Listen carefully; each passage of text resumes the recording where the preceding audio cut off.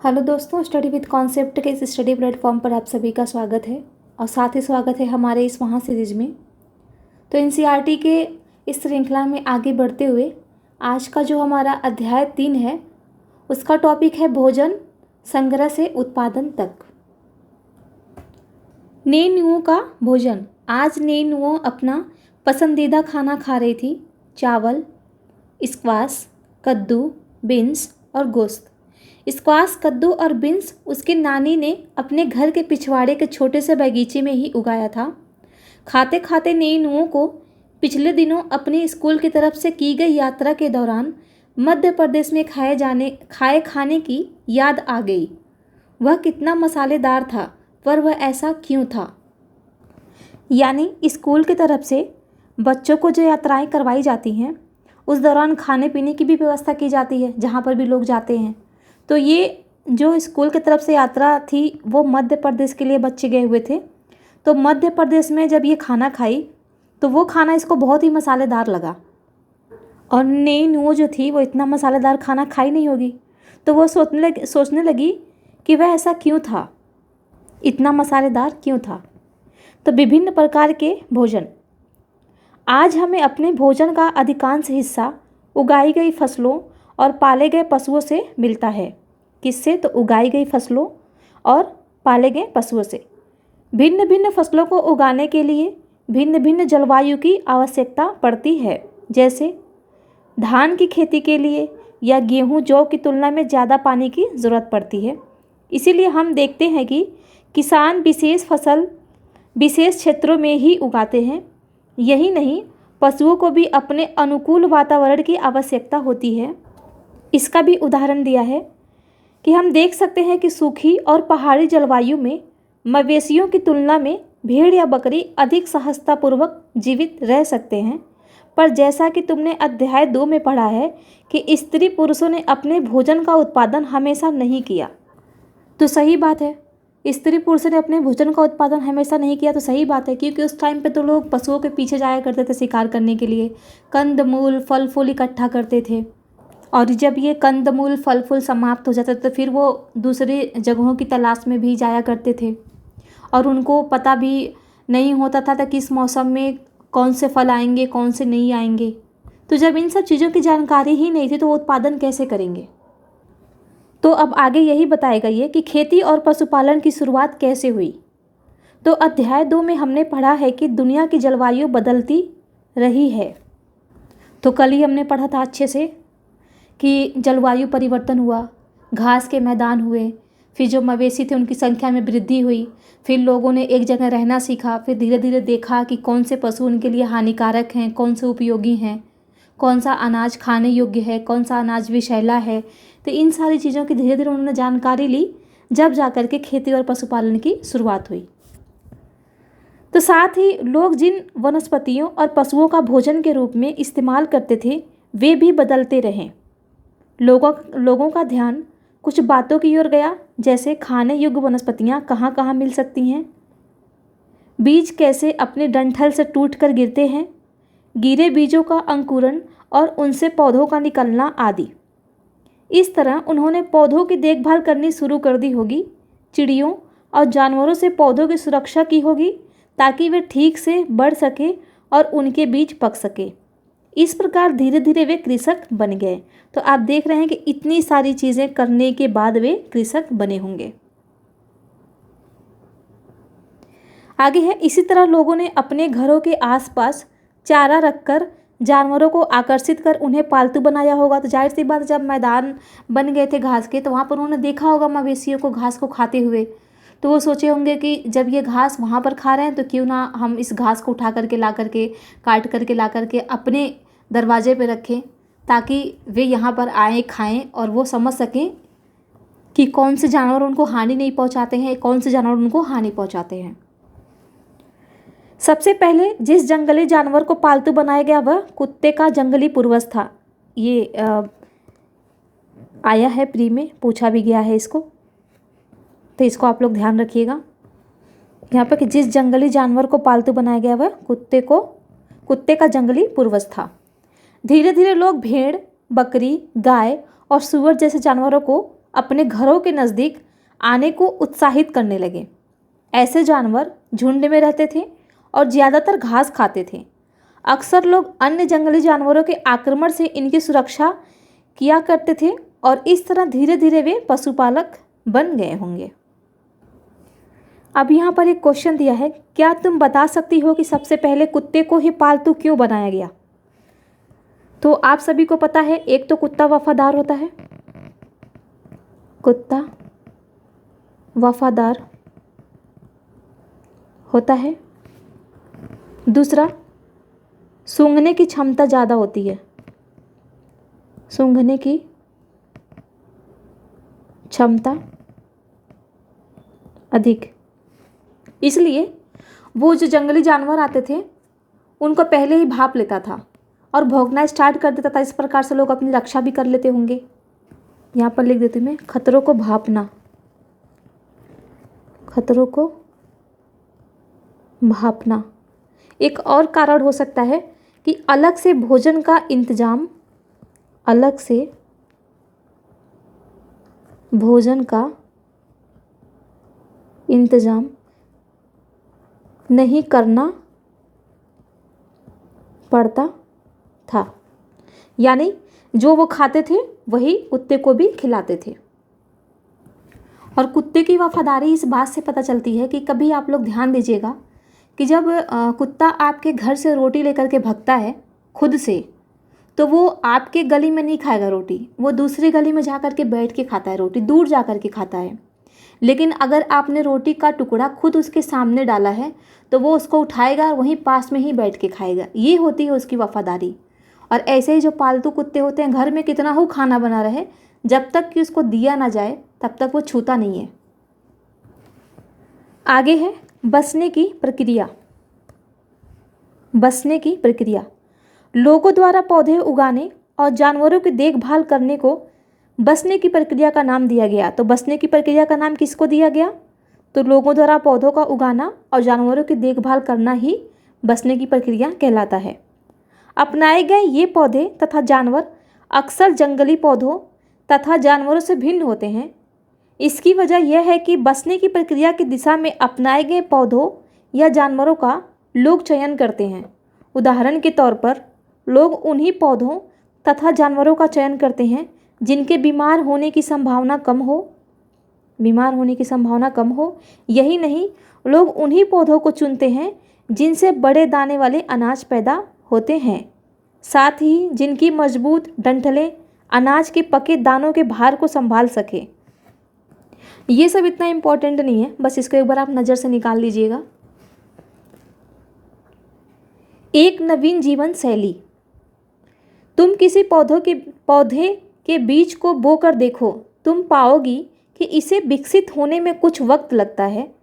इसमें कुछ दिन, महीने या फिर साल तक लग सकता है।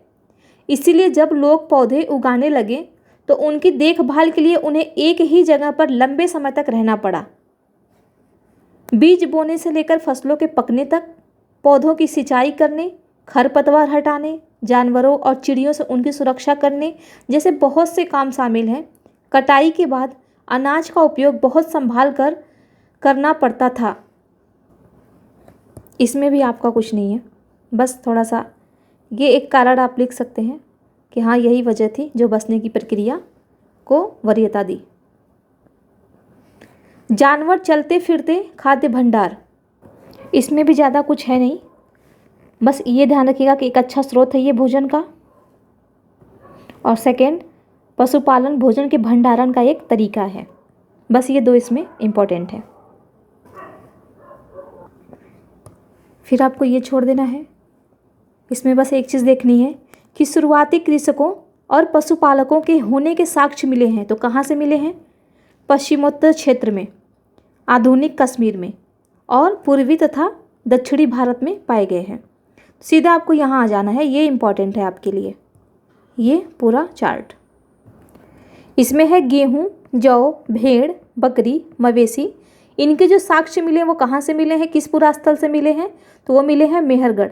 और मेहरगढ़ कहाँ है? तो ये आधुनिक पाकिस्तान में है। चावल, जानवरों की हड्डियाँ के टुकड़े, ये कहाँ मिले हैं? कोल्डिहवा। कुलढियावा कहाँ है? उत्तर प्रदेश में। चावल, मवेशी, मिट्टी पर खुरों के निशान कहाँ मिला है? तो ये महागढ़ा। और महागढ़ा कहाँ है? ये भी यूपी में। ये लोकेशन भी ज़रूरी है, आपको याद रखना। गेहूं और दलहन, ये गुफकराल आधुनिक कश्मीर में मिले हैं इसके साक्ष्य। गेहूं और दलहन, कुत्ते, मवेशी, भैंस, भेड़ बकरी, बुर्जहोम, ये कहाँ पर है? कश्मीर में है। गेहूं, हरे चने, जौ, भैंस, बैल, ये कहाँ मिले हैं? ये चिरांद में मिले हैं। बैल का साक्ष्य चिरांद, और हरा चना ये 2 नए हैं। और ये कहाँ है? आधुनिक बिहार में। और बैल जो है वो बिहार का राजकीय पशु है। तो इस तरीके से भी आप कनेक्ट करके याद रख सकते हैं। ज्वार, बाजरा, मवेशी, भेड़, बकरी, सुअर, ये कहाँ से मिले हैं? हल्लूर। हल्लूर कहाँ पर है? आंध्र प्रदेश में है। ये आप लोग लोकेशन को एक बार जो जिनका मेंस में हिस्ट्री है वे मैप बना करके इनको दर्शा लेंगे और इनके बारे में फिर से 3-3, 4-4 पॉइंट्स लिख लेंगे। काला चना, ज्वार, बाजरा, मवेशी, भेड़, सुअर, पय्यमपल्ली आधुनिक आंध्र प्रदेश में है। ये ध्यान रखना पड़ेगा, यहाँ पर मिला है काला चना और यहाँ पर चिरांद में जो मिला है वो मिला है हरा चना। तो इन दोनों को आपस में इधर उधर कर देगा, तो ये आपको ध्यान से पढ़नी है। बाकी तो सब में कॉमन ही है, भेड़ बकरी। फिर है कि जिन जगहों पर अनाज तथा हड्डियों के अवशेष मिले हैं ये उनमें से सिर्फ कुछ ही हैं। अभी तो और भी हैं, ये तो सिर्फ कुछ ही हैं। आगे है स्थायी जीवन की ओर। अगला टॉपिक है स्थायी जीवन की ओर। कह रहा है कि पुरातात्विदों को कुछ पुरास्थलों पर झोपड़ियों और घरों के निशान मिले हैं। तो किसके निशान मिले हैं? एक तो झोपड़ी और घर के निशान, जैसे कि बुर्ज होम, ये वर्तमान कश्मीर में है। यहाँ के लोग गड्ढे के नीचे घर यानी गर्तावास, ऐसे दिया भी है यहाँ पर, जिन्हें गर्तावास कहा जाता है, इनमें उतरने के लिए सीढ़ियाँ होती थीं। अब जाहिर सी बात है, जब घर नीचे बनाएंगे तो सीढ़ियाँ तो होंगी, कूद के थोड़ी ना जाएंगे नीचे, आने के लिए भी तो कुछ चाहिए उनको। इससे उन्हें ठंड के मौसम में सुरक्षा मिलती होंगी। पुरातात्विदों को झोपड़ियों के अंदर और बाहर दोनों ही स्थलों पर आग जलाने की जगहें मिली हैं। ऐसा लगता है कि लोग मौसम के अनुसार घर के अंदर या बाहर खाना पकाते होंगे। जाहिर सी बात है, ठंडी पड़ गई तो नीचे जाते होंगे, बारिश हो गई तब भी वो नीचे खाना बनाने चले जाते होंगे, ज़्यादा ही गर्मी आ गया तो वो आ जाते होंगे बाहर खाना बनाने। फिर है कि बहुत सारी जगहों से पत्थर के औजार भी मिले हैं। इनमें से कई ऐसे हैं जो पूरा पाषाण युगीन उपकरणों से भिन्न हैं, इसीलिए इन्हें नवपाषाण युग का माना गया है। इनमें वे औजार भी हैं जिनकी धार को और अधिक पैना करने के लिए उन पर पालिश चढ़ाई जाती थी। इसका मतलब कि यहाँ पर भी तकनीकी ज्ञान था लोगों को।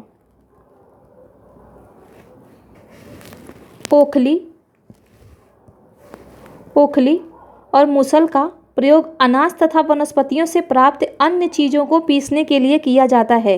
अब इसका वर्तमान में भी प्रासंगिकता है। वर्तमान में प्रासंगिक, आपको वर्तमान से जोड़ते हुए भी आप इसको आराम से आंसर में कोट कर सकते हैं। और पूछा भी है क्वेश्चन, सिंधु घाटी सभ्यता का वर्तमान प्रासंगिकता। तो क्या पता अगली बार पूछ ही ले कि स्थायी जीवन की ओर जब लोग बढ़े थे तो क्या क्या घटनाएं हुई थी, वर्तमान में किस तरीके से प्रासंगिक है। तो ये सारी चीज़ें आप वहाँ पर डाल के अपने उत्तर को यूनिक बना सकते हैं। आज हजारों साल बाद भी ओखली और मुसल का प्रयोग अनाज पीसने के लिए किया जाता है। उसी तरह प्राचीन प्रस्तर युगीन औजारों का निर्माण और प्रयोग लगातार होता रहा। कुछ औजार हड्डियों से भी बनाए जाते थे। नवपाषाण युग के पुरास्थलों से कई प्रकार के मिट्टी के बर्तन मिले हैं। नवपाषाण युग की बात कर रही है। और ये जो पुरास्थलों की बात कर रहा है, ये नवपाषाण युग के पुरास्थलों की बात कर रहा है। इसमें अलंकरण भी किया जाता था, यानी बर्तनों पे। और बर्तनों का उपयोग जो था वो चीज़ों को रखने, धीरे धीरे लोग बर्तनों का प्रयोग खाना बनाने, चावल, गेहूँ तथा दलहन जैसे अनाज अब आहार का महत्वपूर्ण हिस्सा बन गए थे। तो ये बर्तनों का जो उपयोग होता था वो तो एक तो खाना बनाने में, सामान रखने में, और आगे जा कर के हम देखेंगे जो मिट्टी के बड़े बड़े बर्तन होते थे उसमें बच्चों को भी दफनाया जाता था महापाषाणिक युग में। इसके साथ ही अब लोग कपड़े बुनने लगे थे। इसके लिए कपास जैसे आवश्यक पौधे उगाए जा सकते थे। इसको छोड़ दीजिएगा, फिर इस पे आते हैं हम अन्य रीति रिवाज पे। इसमें बस एक फैक्ट है कि कृषक और पशुपालक समूह में रहते हैं जिन्हें जनजाति कहते हैं। यानी कृषक और पशुपालक समूह में रहते हैं जिन्हें जनजाति कहते हैं। यहाँ पर आप लोग एक फैक्ट याद रखिएगा, सन 2011 की जनगणना के अनुसार जनसंख्या के हिसाब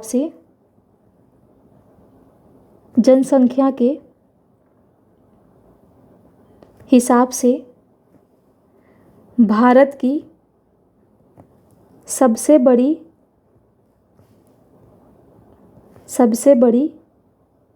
जनजाति भील है। और यदि जनगणना ना दे करके ये पूछे कि भारत की सबसे बड़ी जनजाति समूह कौन है, तो वो है गोंड। इसमें आपको बस ये ध्यान रखना है कि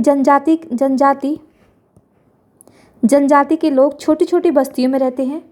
ज़्यादातर परिवार एक दूसरे से संबंधित होते हैं और इस तरह के परिवारों के समूह मिलकर जनजाति का निर्माण करते हैं। जनजाति के सदस्य भोजन, खेती, पशुपालन और मछली पकड़ने जैसे पेशे को अपनाते हैं और अक्सर महिलाएं खेत का सारा काम करती हैं। बाकी ये इम्पोर्टेंट नहीं है। कुछ व्यक्तियों को नेता मान लिया जाता था, यानी इनके समुदाय में भी नेता होते थे।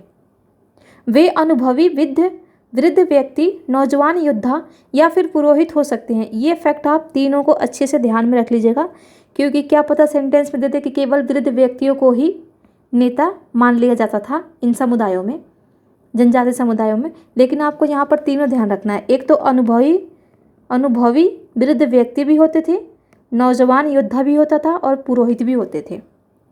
वयस्क महिलाओं को भी उनके ज्ञान तथा अनुभव के लिए विशिष्ट सम्मान दिया जाता है। यहाँ पर वयस्क महिलाओं को जिनमें ज्ञान अनुभव हो उनको विशिष्ट सम्मान दिया जाता है। जनजातियों की सांस्कृतिक परंपराएं बहुत समृद्ध तथा विशिष्ट होती हैं। इनमें उनकी भाषाएं, संगीत, कहानियाँ तथा चित्रकारी भी शामिल हैं। इनकी भाषा होती है, अलग इनकी कहानी होती है, अलग परंपराएं होती हैं इनकी, वो सारी चीज़ें बता रहा है। जमीन, जंगल, घास के मैदान तथा पानी पूरे कुनबे की संपत्ति मानी जाती है। ये भी इम्पोर्टेंट है। जमीन, जंगल, घास के मैदान तथा पानी पूरे कुनबे की संपत्ति मानी जाती है, जिनका उपयोग सभी एक साथ करते हैं। इसमें गरीब और अमीर के बीच कोई खास अंतर नहीं होता। कोई खास अंतर, ये कह सकते हैं सामान्यतः अंतर नहीं होता। इसीलिए जनजाति समाज अन्य समाजों से भिन्न होते हैं।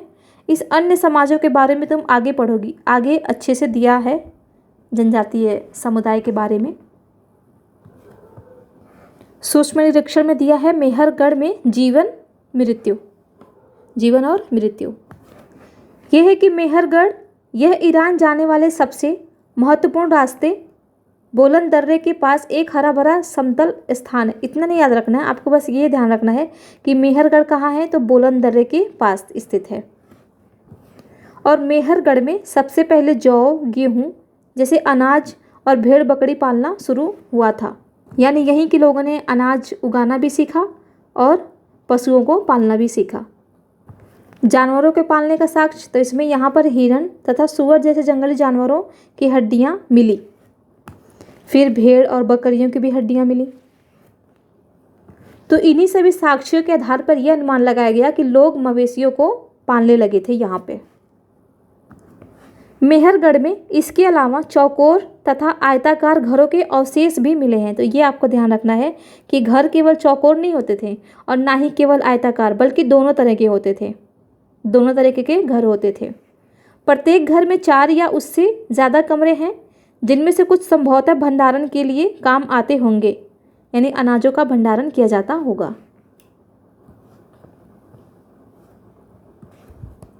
ये इम्पॉर्टेंट नहीं है, ये तो बस ये है, यहाँ पर परत दिया है। जो सबसे नीचे होगा वो सामान सबसे पुराना होगा, जिसके अवशेष नीचे मिलेंगे वो पुराना होगा, जिसके ऊपर मिलेंगे वो नया होगा। तो इस तरीके से पुरातात्विक जो होते हैं वो अनुमान लगाते हैं कि कौन सा वस्तु किस काल का रहा होगा, कार्बन डेटिंग पद्धति के माध्यम से। मृत्यु के बाद सामान्यतः मृतक के सगे संबंधी उसके प्रति सम्मान जताते हैं। लोगों की आस्था है कि मृत्यु के बाद भी जीवन होता है, यानी लोगों की आस्था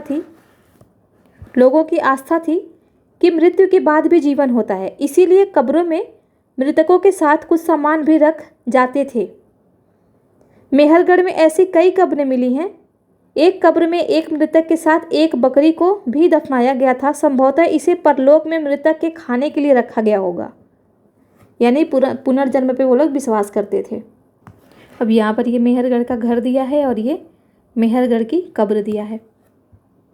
और यहाँ पर देख सकते हैं ये मानव का कंकाल है, ये बकरी का कंकाल है। दाउजली हेडिंग ये कहाँ पर है? तो ये ब्रह्मपुत्र की घाटी की एक पहाड़ी पर है। बस इतना ध्यान रखना है, कौन से रास्ते में पड़ रहा है, कौन से रास्ते में नहीं पड़ रहा है, इतना डिटेल्स नहीं पूछेगा। यहाँ से क्या मिले हैं? तो खरल और मूसल जैसे पत्थरों के उपकरण मिले हैं। इससे यह पता चलता है कि यहाँ लोग भोजन के लिए अनाज उगाते थे। जब मूसल मिला है तो जाहिर सी बात है लोग इसका यूज अनाज के लिए करते ही होंगे। साथ ही यहाँ से जेटाइट पत्थर भी मिला है। संभवतः यह पत्थर चीन से आया होगा। इसके अतिरिक्त इस पुरास्थल से काष्ठास्म अति प्राचीन लकड़ी जो सख्त होकर पत्थर बन गई है के औजार और बर्तन भी मिले हैं। बस ये शब्दावली ध्यान रखिएगा, ये शब्दावली इसका मतलब क्या है। इसमें आपको ये ध्यान रखना है अन्यत्र में नवपाषाण युग का ये पुरास्थल है एक, इसका नाम है चताल युग। इसमें कह रहा है कि यहाँ दूर दराज स्थानों से कई चीज़ें लाई जाती थी और उनका उपयोग किया जाता था, जैसे सीरिया से लाया गया चकमक पत्थर। ये इंपॉर्टेंट है कि सीरिया से क्या आता था? तो चकमक पत्थर। लाल सागर की कौड़ियाँ तथा भूमध्य सागर की सीपियाँ। लाल सागर से कौड़ियाँ मंगाई जाती थी और भूमध्य सागर से सीपियाँ। ध्यान रहे कि उस समय तक पहिए वाले वाहन का विकास नहीं हुआ था। लोग सामान खुद या जानवरों की पीठ पर लादकर ले जाया करते थे। फिर ये उपयोगी शब्द हैं, इनका मतलब क्या था आपको अच्छे से समझना है, इन सारे का मतलब। बाकी ये है तिथियाँ। बसने की प्रक्रिया आरंभ हुई थी कब? तो ये लगभग 12,000 साल पहले। मेहरगढ़ में बस्ती का आरंभ कब हुआ था? ये पूछा भी है, लगभग 8,000 साल पहले। तो ये आपका महत्वपूर्ण है। यहाँ पर ये जो छोटे छोटे क्वेश्चन हैं, ये जो सारे सॉल्व करने के लिए दी गई हैं, सही गलत का पता लगाओ, ये सारी चीज़ें, तो आप लोग जब इसको धीरे धीरे सॉल्व करेंगे या इसको लिखेंगे तो आगे जा कर के मेंस का जो जितना भी प्रीवियस ईयर का क्वेश्चन है उनको भी आप लोग लिखना स्टार्ट कर देंगे जोड़ जोड़ के, तो काफ़ी आपको हेल्प मिलेगा। तो जिन्होंने भी अभी तक आंसर राइटिंग स्टार्ट नहीं की है वो यहाँ से कर सकते हैं, इन छोटे छोटे क्वेश्चनों को उठा करके लिख सकते हैं। अब ये सही गलत इसको भी आप लोग लगाए कीजिए, क्योंकि पता तो चले इसमें से भी कि ये 4 हैं तो आपके चारों सही हुए हैं या गलत हुए हैं। जैसे कि कह रहा है कि हल्लूर में ज्वार बाजरा मिला है, तो सही है, हल्लूर में ज्वार बाजरा मिला है। देख लेते हैं इसको एक बार हम। ये रहा आपका हल्लूर और इसमें ज्वार बाजरा है, हल्लूर में ज्वार बाजरा मिला है। फिर कह रहा है कि बुर्जहोम में लोग आयताकार घरों में रहते थे, सही है। यहाँ पर आयताकार दे व वर्गाकार दे, अगर दोनों दिया होता तो दोनों सही होता, एक दिया है तो एक भी सही है। लोग आयताकार घरों में रहते ही थे। बिहार, चिरांद कश्मीर का एक स्थल नहीं, कश्मीर का नहीं है, चिरांद बिहार में है। जेटाइट जो दार्जिलिंग हेडिंग से मिला है, चीन से लाया गया होगा, सही है, जेटाइट दार्जिलिंग हेडिंग से भी मिला है और संभवतः ऐसा अनुमान लगाया गया कि ये जो जेटाइट पत्थर है वो चीन से लाया गया होगा, जिसे कि यहाँ पर दिया है आपका ये दार्जिलिंग हेडिंग, जेटाइट पत्थर भी मिला है यहाँ से और ये पत्थर चीन से आया होगा, संभवतः चीन से आया होगा, तो वो भी आपका सही है। तो इस तरीके से जब छोटी छोटी चीज़ों को आप करना स्टार्ट करेंगे, अपनी कमियों को पकड़ेंगे, तो आगे जा कर के आप हर चीज़ में दिमाग लगाना सीख जाएंगे, लॉजिक लगाना सीख जाएंगे कि हाँ ये है तो ये नहीं हो सकता।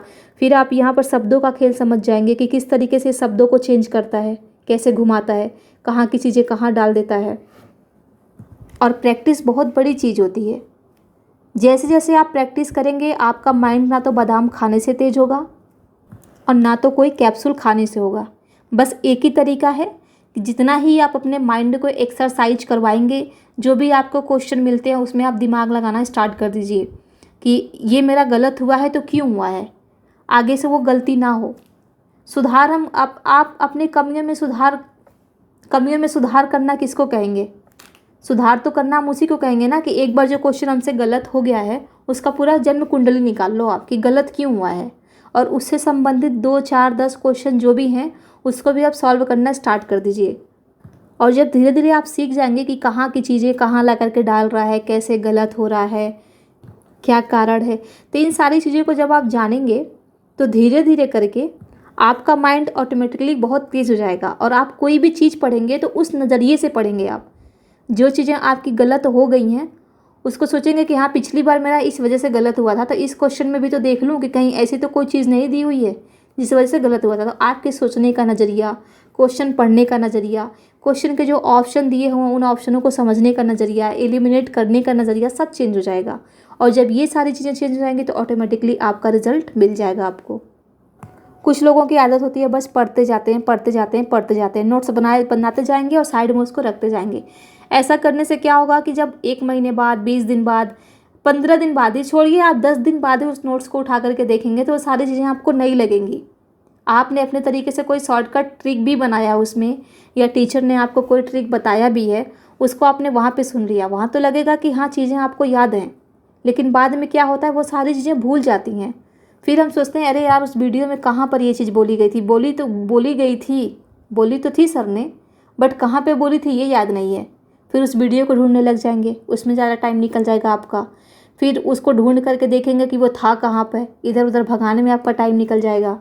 तो इन सारी चीज़ों से बचने का सिर्फ एक ही तरीका है, जो नोट्स बनाइए उसको सीधा सुबह उठते ही रिवीजन कीजिए। रिवीजन करने के बाद से ही आप अगले टॉपिक पे जाइए, क्योंकि जब उस चीज़ को आप पढ़ेंगे और कोई टॉपिक आपने मान लीजिए कि नहीं लिख रखा है, आपको सर के द्वारा समझाया गया वो चीज़ याद है, तो आप जब सुबह उस चीज़ को पढ़ेंगे तो वो ऑटोमेटिकली आपको याद आ जाएगा कि हाँ सर ने ये भी बोला था, इससे संबंधित ये भी है। और जितना हो सके जो भी गलतियाँ आपसे हो रही हैं उन सब को एक पेज लीजिए और उस पर एक नोट्स बनाइए पतला सा, और उस पर जितने भी आपके क्वेश्चंस गलत हो रहे हैं छोटा छोटा करके पार्टों में नोट्स बनाइए। और जब वो नोट्स बनाएंगे 1-2 बार पढ़ेंगे तो वो कभी नहीं भूलेगा आपका। आगे अगर मान लीजिए कि कोई क्वेश्चन दे भी रहा है जो आपसे गलत हुआ, वो चीज़ उसमें कोट कर दिया, तो आप आराम से एलिमिनेट करके भी आंसर तक पहुंच सकते हैं। और यही तो कला होती है। जो भी यूपीएससी में, यूपीपीसीएस में एग्ज़ाम देने बैठता है, वो आयोग द्वारा इस तरीके से पेपर बनाया जाता है कि लोग कट ऑफ से ज़्यादा मार्क्स ला ही नहीं पाएंगे, लेकिन लोग इतने नंबर कैसे ला लेते हैं? तो यही सब तरीका वो अपनाते हैं। कुछ लोग तो उनको तो विश्वास ही नहीं रहता है कि उनका रिजल्ट हो जाएगा, लेकिन ये सारे तरीके अपना करके वो आ जाते हैं, चिल रहते हैं, और रिजल्ट आता तो उनका हो जाता है। तो क्यों होता है? क्योंकि वो लोग पहले से तैयार होके जाते हैं, वो चीज़ों को बहुत सॉलिड तरीके से पढ़ते हैं। तो आप लोग भी ऐसे ही कीजिए। आपको कुछ नहीं करना है, जो चीज़ पढ़ाई जा रही हैं उसका बस शॉर्ट नोट्स बनाना है, इससे संबंधित क्वेश्चनों का प्रैक्टिस करना है। आपसे अगर नहीं हो पा रहा है तो फिर जैसे ही चैप्टर ख़त्म हो गया, ये जैसे ही 6 NCERT का ये जो बुक है वो ख़त्म होगा, तो इससे संबंधित जितने भी क्विज रहेंगे वो सारे क्विज मैं ला करके यहाँ पे सॉल्व करवा दूँगी। हाँ, लेकिन आप लोग भी क्या कीजिएगा कि वीडियो को स्टॉप करके पहले खुद से सॉल्व करने की कोशिश कीजिएगा। और ये सारी चीज़ें करेंगे तो ही आपको रिजल्ट मिलेगा, नहीं तो फिर ऐसे रिजल्ट मिलने वाला नहीं है कि देख लिया वीडियो, जैसे लगा कि हमको याद है, फिर नोट्स बना लिया, उसको कहीं साइड में पटक दिया, उसको उठा के देखा नहीं, फिर जो सामने क्वेश्चन आया तो बस ध्यान में ये घूमता रह जाएगा कि मैंने पढ़ा था, कहाँ पढ़ा था, सोचने सोचने में आपका टाइम निकल जाएगा। तो इसी के साथ वीडियो को यहीं समाप्त करते हैं। आप सभी को बहुत बहुत धन्यवाद।